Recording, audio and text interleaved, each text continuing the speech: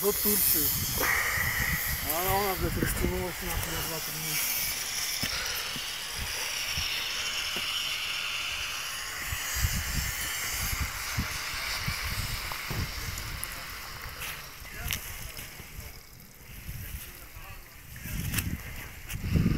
Тебя заснять?